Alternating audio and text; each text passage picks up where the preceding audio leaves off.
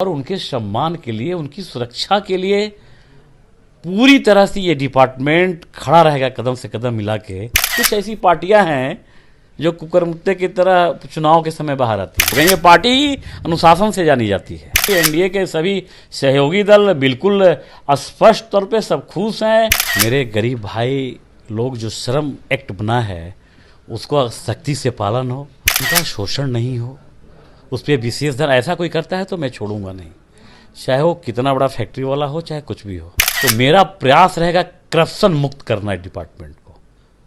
इसमें जो भी आ जाए मैं उसको छोड़ूंगा नहीं। मुझे लगता है कि उसमें कहीं ना कहीं अभी कमी है और स्किल्ड होने की ज़रूरत है।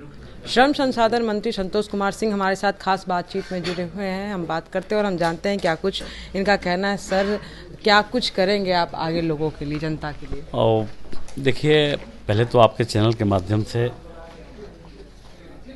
मैं प्रदेश और शीर्ष नेताओं को आभार प्रकट करता हूं,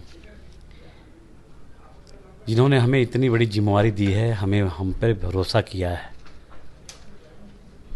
मेरा पूरा प्रयास रहेगा कि जो भरोसा किए हैं उनको मैं निराश नहीं करूं और अपने नैतिक दायित्वों का निर्वहन मैं ईमानदारी पूर्वक करूं। ये मेरा पहली प्राथमिकता रहेगी। दूसरा, प्रधानमंत्री जी आदरणीय नरेंद्र भाई मोदी जी की जो सोच है और माननीय मुख्यमंत्री आदरणीय नीतीश कुमार की नेतृत्व में श्रमिक और युवाओं के लिए जो योजना है, सरकार की जो योजना है, उसको 100% ज़मीन पे उतर जाए। मेरे गरीब भाई लोग जो श्रम एक्ट बना है उसको सख्ती से पालन हो। कोई फैक्ट्री वाला, कोई किसी के द्वारा उनका शोषण नहीं हो, उस पर विशेष ध्यान ऐसा कोई करता है तो मैं छोड़ूंगा नहीं, चाहे वो कितना बड़ा फैक्ट्री वाला हो, चाहे कुछ भी हो। और थोड़ा बहुत इन आउट जो डिपार्टमेंट में मैं सुनते आया हूँ, चूँकि मेरा तो पहला अनुभव है और नया नया मैं मंत्री हूँ और आज ही मैंने पदभार ग्रहण किया है, तो मेरा प्रयास रहेगा करप्शन मुक्त करना है डिपार्टमेंट को। इसमें जो भी आ जाए मैं उसको छोड़ूंगा नहीं, ये जान लीजिए। मैंने कह दिया है आते आते ही कि आज के बाद ये डिपार्टमेंट थोड़ा नया दिखना चाहिए।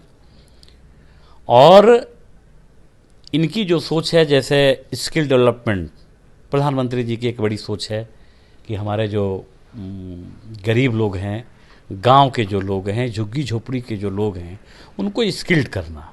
कई सारा स्किल्ड का सेंटर खुला हुआ है पूरे बिहार में और उसकी पढ़ाई गुणवत्तापूर्ण हो। कहीं कहीं लगता है कि उसमें कहीं ना कहीं अभी कमी है और स्किल्ड होने की ज़रूरत है। इससे एक फ़ायदा हुआ कि बिहार में को हमेशा कहा जाता है कि पलायन का राजा, यहाँ के लोग पलायन करते हैं। जब वो बिल्कुल स्किल्ड हो जाएंगे तो कहीं ना कहीं उनको रोज़गार मिल जाएगा, वो स्वावलंबी हो जाएंगे। वो बड़ी प्राथमिकता है कि जितने भी लोग मेरे हैं वो 100% स्किल्ड हो जाए और वो सिस्टम जो है बढ़िया से चले। उसमें जो कोताही करता है और पेपरबाजी करता है उसको भी छोड़ना नहीं है। नंबर 3, श्रमिक एक्ट का नियमित पालन करना। कोई अफसर ऐसा नहीं करे, कोई पदाधिकारी ऐसा नहीं करे, कोई इंडस्ट्री जो बड़ा बड़ा फैक्ट्री वाला है वो नहीं करे। चौथा, कि बिहार में हमारे जो भी भाई हैं जो बिहार से बाहर जाके मजदूरी करके अपनी जीवन यापन करते हैं, बिहार से बाहर देश में भी और देश के बाहर विदेश में भी, उनकी सुलभता के लिए और उनके सम्मान के लिए, उनकी सुरक्षा के लिए पूरी तरह से ये डिपार्टमेंट खड़ा रहेगा कदम से कदम मिला के, कि कोई उनको नैतिक तकलीफ नहीं हो, कोई परेशानी नहीं हो। ये मेरी पहली प्राथमिकता, ये भी मेरी प्राथमिकता के सूची में भी है। सर, चुनाव आने वाला है, क्या कुछ तैयारी रहेगा उसके लिए? अरे चुनाव की तैयारी, चुनाव आता है, इसके लिए पार्टी काम थोड़ी करती है भारतीय जनता पार्टी। हम पार्टी के सभी कार्यकर्ता, हम मंत्री भले ही हो गए हैं लेकिन एक भारतीय जनता पार्टी के हम सामान्य कार्यकर्ता हैं और एक कार्यकर्ता के रूप में जो करना रहता है अनवरत हम लोग 365 दिन करते हैं। ऐसा नहीं कि चुनाव के लिए कुछ अलग करना है, चुनाव आ गया तो अलग है। कुछ ऐसी पार्टियां हैं जो कुकरमुत्ते की तरह चुनाव के समय बाहर आती हैं। हम लोगों का ये नेचर नहीं है। हम लोग 24 घंटा सेवा भाव, समाज सेवा, राष्ट्र सेवा, इसके लिए काम करते हैं। सर, सूत्रों से ये पता चला है कि कुछ विधायक जो बीजेपी के हैं वो नाराज है मंत्रियों को जब चुने गए थे उस चीज़ को लेके। कहीं कोई नाराज वराज नहीं है और कहीं इस तरह की कोई बात नहीं है। जो भी इस तरह की अफवाहें जो कर रहे हैं लोग वो सब बिल्कुल गलत है और ये एक प्रबुल स्टोरी है, बनी बनाई हुई कहानी है, कहा के कह के समाज को भ्रमित करना, ऐसा कुछ नहीं है।